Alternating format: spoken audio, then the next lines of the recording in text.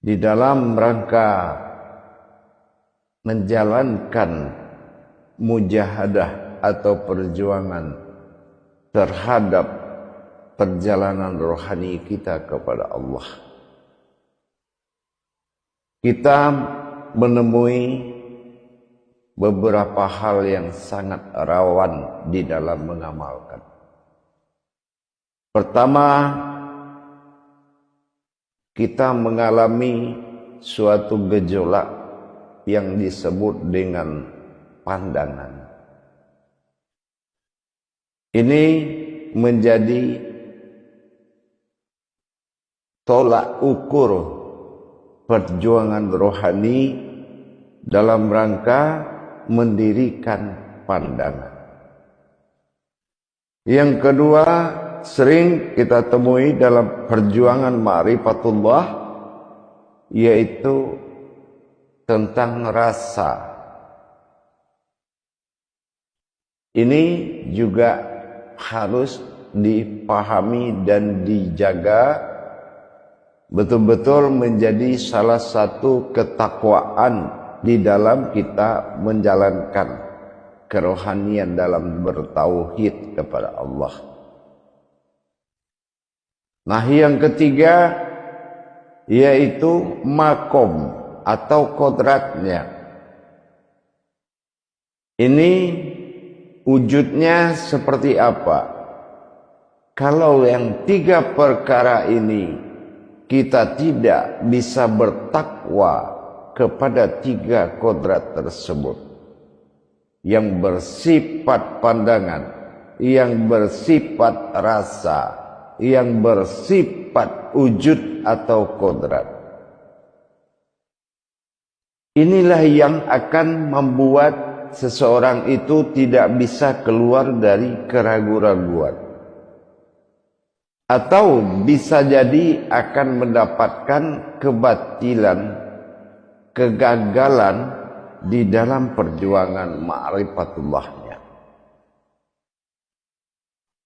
Dengan demikian, kita harus menjaga dan sangat dijaga.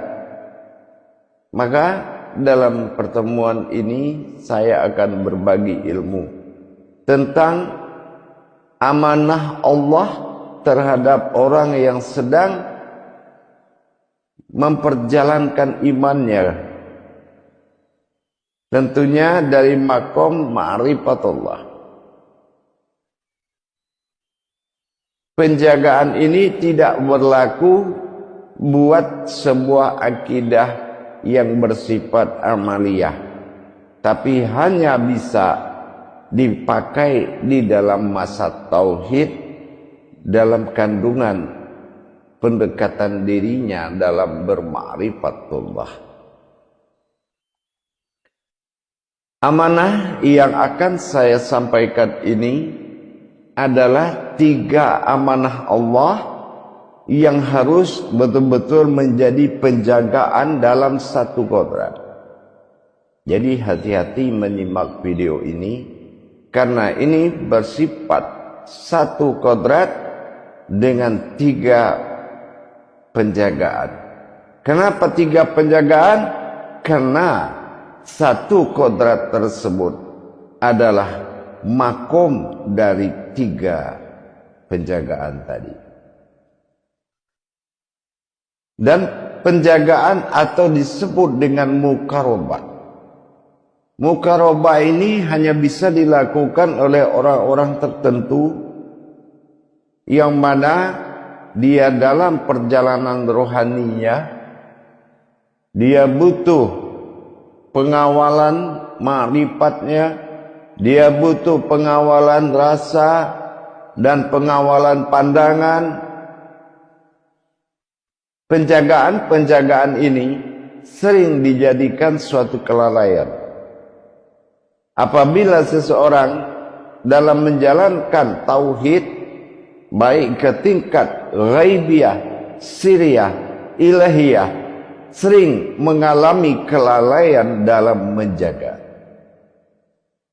Itu pun kalau memang yang bermujahadah ini juga tidak memiliki dasar satu kodrat dalam 3 penjagaan, ini juga akan bisa meruntuhkan pemahamannya.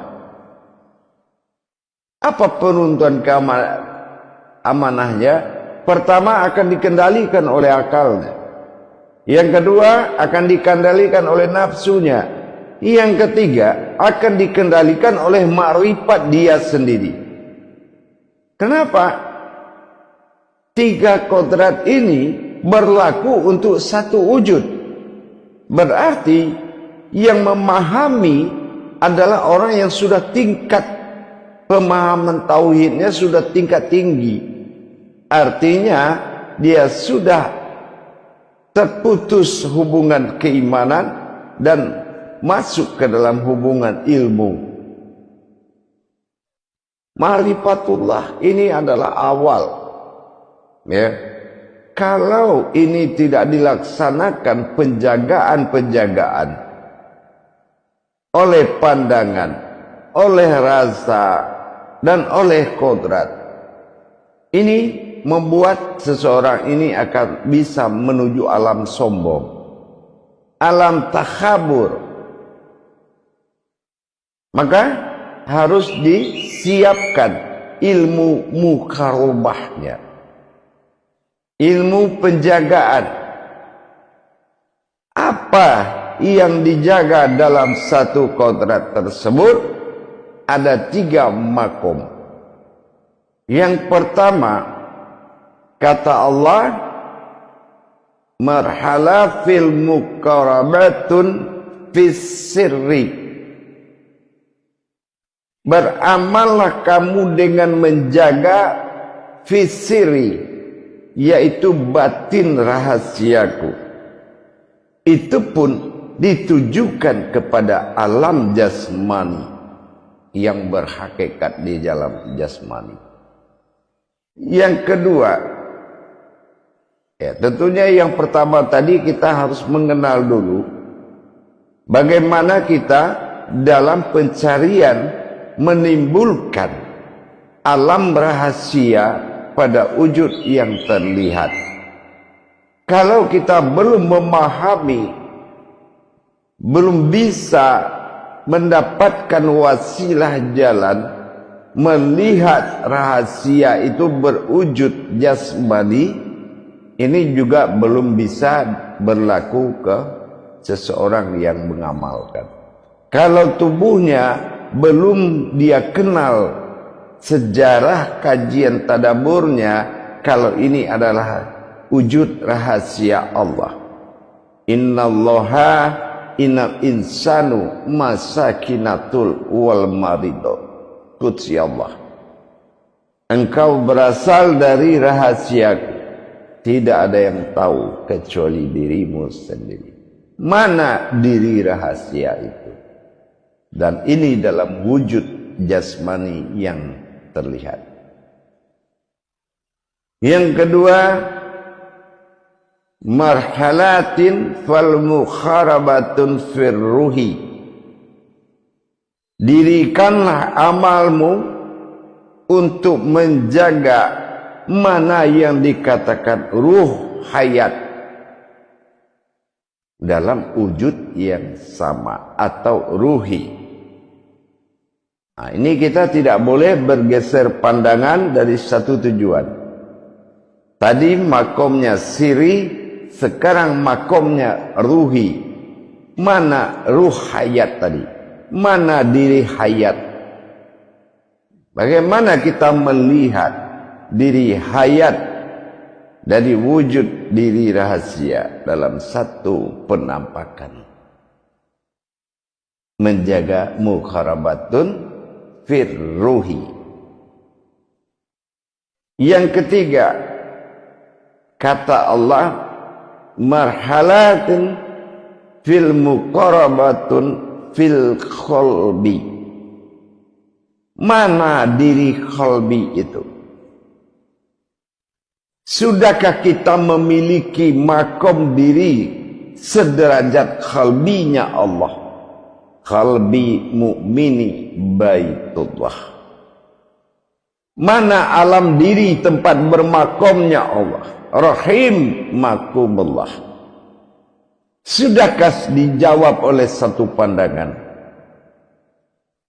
Kalau belum bisa memahami 3 pernyataan kewaspadaan dalam ilmu mukharabat tadi, maka kita akan jatuh dalam pemahaman pribadi, pemahaman ma'rifat, bukan pemahaman yang dimaksud oleh Allah, yaitu pemahaman mukharabat. Ketiga-tiganya ini yang dikatakan mukharabatun fil illah, menjaga dan mewaspadai alamku. Illa, ingat, di sini ada 2 suku kata, il dengan la. Illa, kalau ini disatukan menjadi kodrat yang memiliki 3 wujud, disatukan menjadi alam la'il dari mukharabatun fil illa. Sudahkah kita memahami tingkat la'il,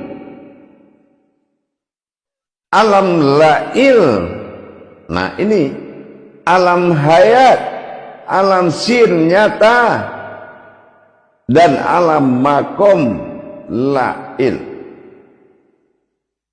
Dari 3 pemahaman muqarabatun fil sirri, kita harus tahu bagaimana dasar usulnya terlihatnya sebuah rahasia berwujud jasmani, penampakan pada zahir.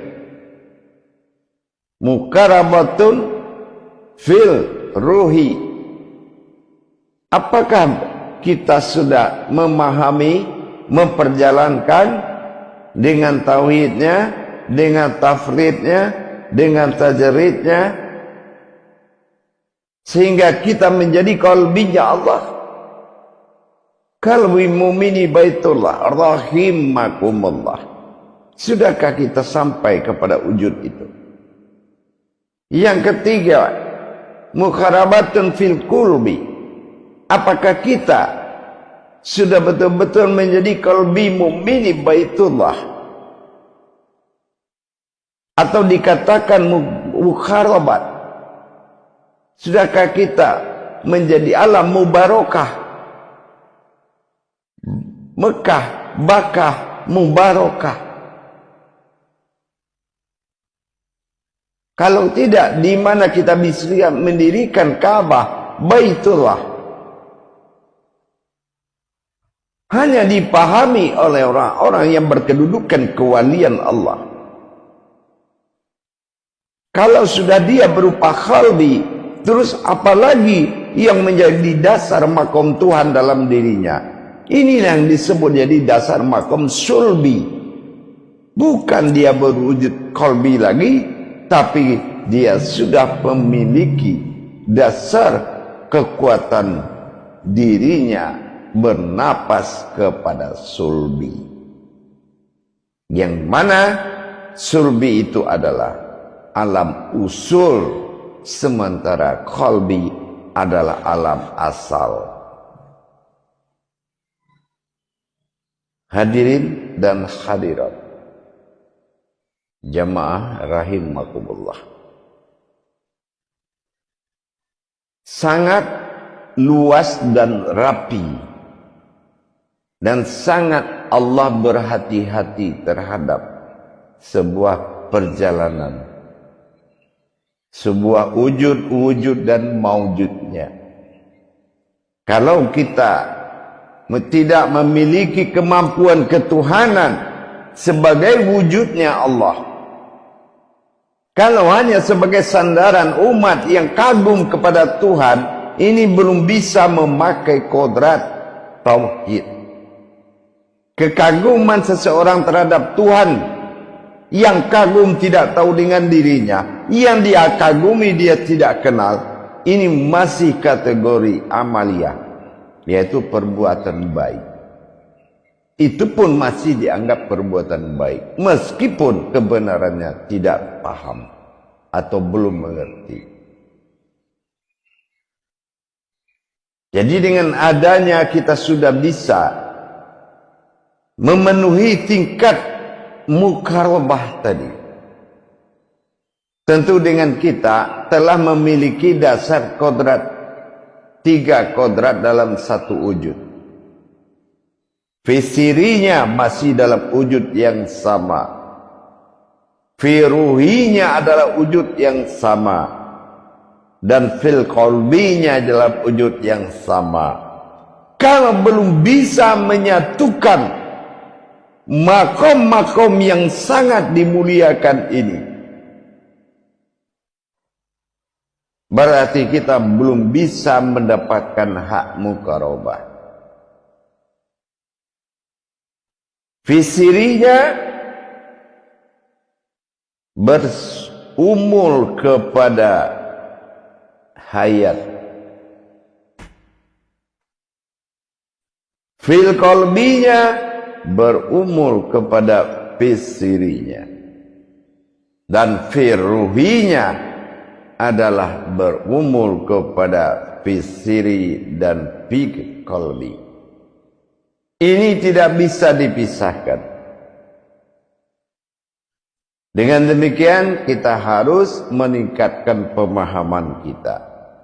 Jangan kita bisa mengenal tapi tidak bisa paham dan menjaganya.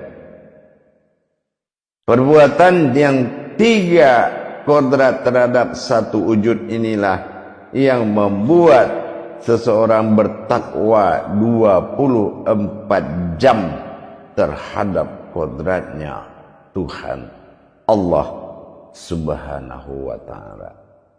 Ini yang dikatakan penjagaan atau dikatakan dengan mukarabah. Insyaallah dengan kita meningkatkan pemahaman bahwasannya muhala al-mukharabatun fisiri, benar-benar kita menjaga jasad fisiri ini adalah yang berasal dari rahasianya Allah. Tidak ada yang tahu kecuali dirimu.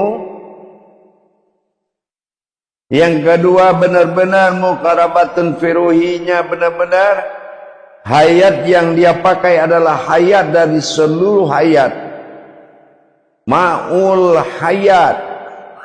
Dan terakhir, posisi kodratnya pada wujudnya itu adalah khalbi, sebuah alam fisifat, fisiri dan fi